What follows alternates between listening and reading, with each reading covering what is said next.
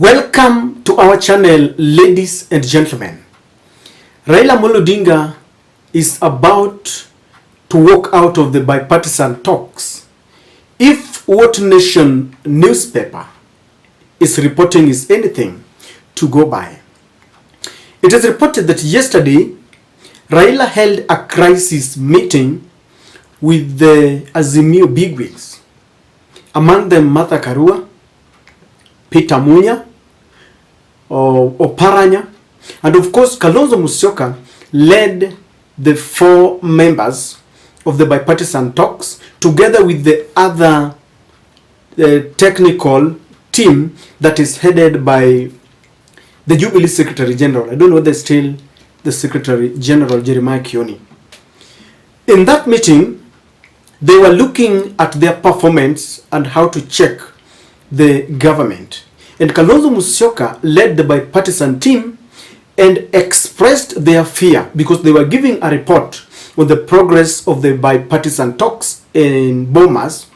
And Kalonzo told Raila and the team that there seems to be a deliberate effort to thwart the talks, and there is a delaying tactics from the government. And Kalonzo revealed that they believe that William Ruto is deliberately making it difficult for the talks to continue.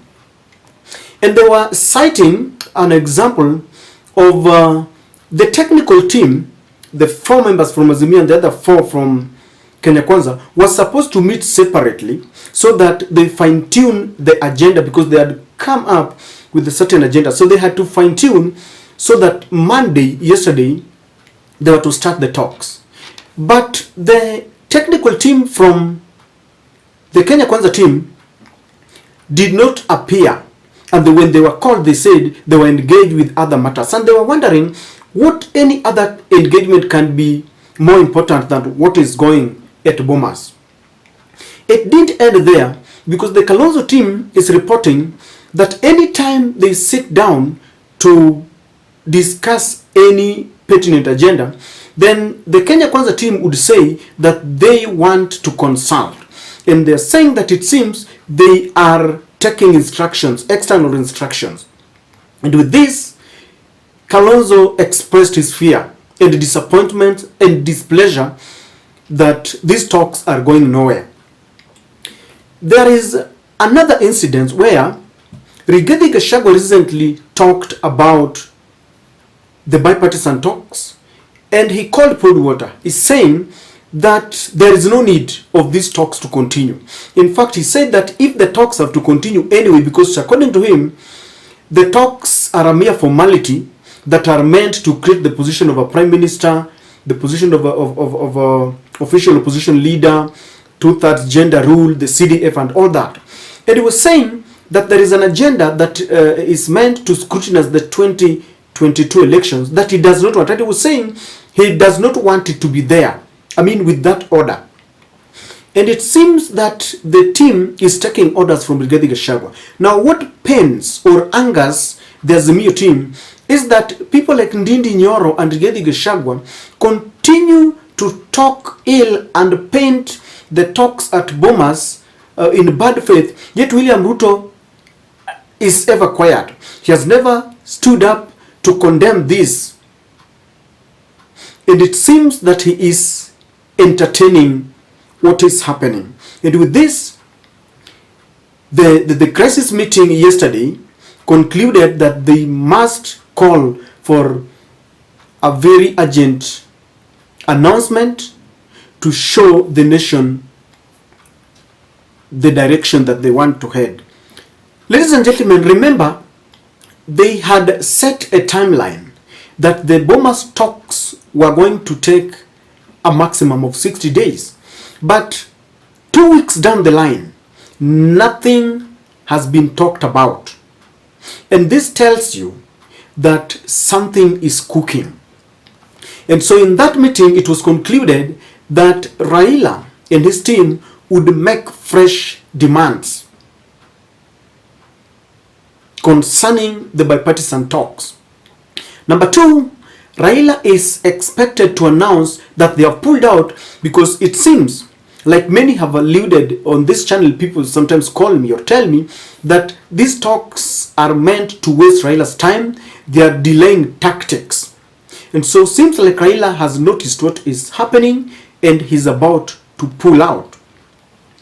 Now, you all understand that the talks came about when Raila led his team to the streets to lament about the high cost of living, about the electoral justice, among other things. And people were really killed on the streets. Well, Raila lamented and complained to the international community that they are ever quiet when there are a lot of atrocity against his supporters. They decided to call on both parties on board to talk about matters that are pertinent to the nation.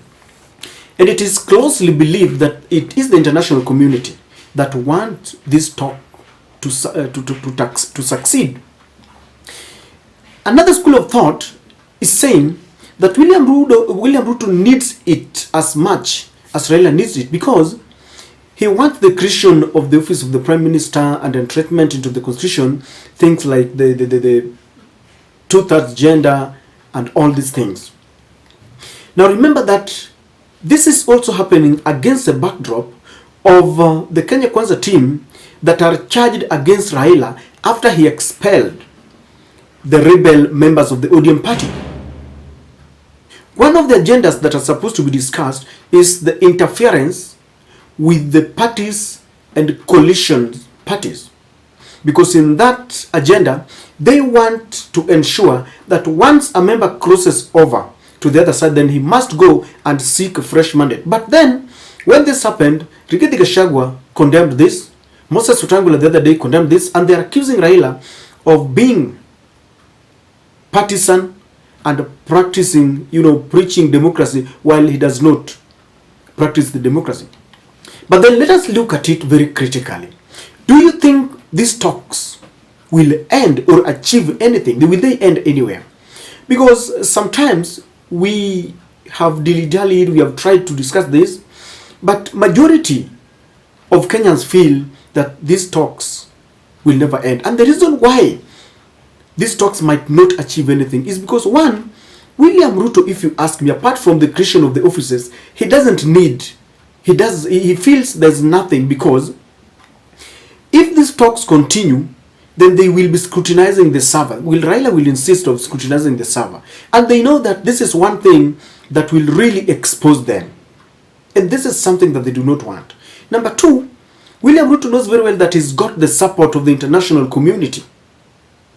And he knows very well that even if he behaves badly, nothing will happen. And that is the courage that they have. Number three, Rigathi Gachagua simply believes that if Raila would go to the streets again, then they know what to do. You charge the police against them, you kill them, and nothing will happen. Do you know why nothing will happen? The other day you saw the ICC prosecutor in town dining with the Ruto's friends, and they were together. And this caused Raila to complain, but nothing has happened. So the Ruto camp knows very well that they are well protected. They've got the police, they've got the ICC, they've got the US, and it is the US and the UK and all these other people who forced these kind of talks. Someone was telling me that even Raila himself might have known that these talks would end nowhere, but he decided to delve into it so that he is not accused of the one who is responsible for, deaths and mayhem in the country.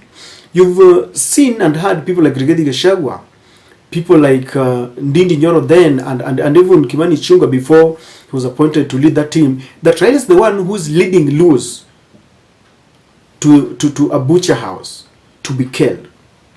This is likely to create a lot of tension in the country, because if you ask me, William Ruto just doesn't know, because the other day they complained that anytime people go to the streets, they lose millions of shillings.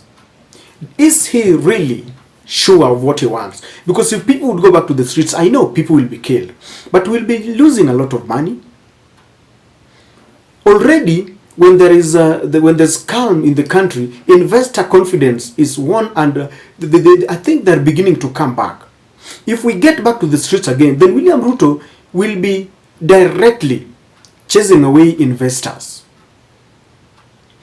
Number two, we have an opportunity to unite our country if William Ruto wanted. But it seems these people are just thumping and they are full of themselves. And so we'll be dividing the country even further. Who wants chaos in this country, if you ask me? Is it Raila or William Ruto? Which camp is committed to peace?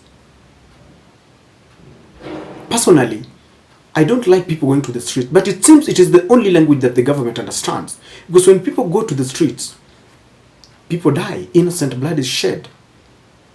But let me tell you, for us to kick away the colonial masters, people had to fight. For us to get the second liberation, to kick away and try and fight the one-party state, people had to fight. No one wants to fight, but sometimes the government forces people to go to the streets. What do you think? Because Raila is about to make this announcement. And I know together with this, they're also going to pour calls into Ruto's 1 year into office. Let's wait and see, ladies and gentlemen.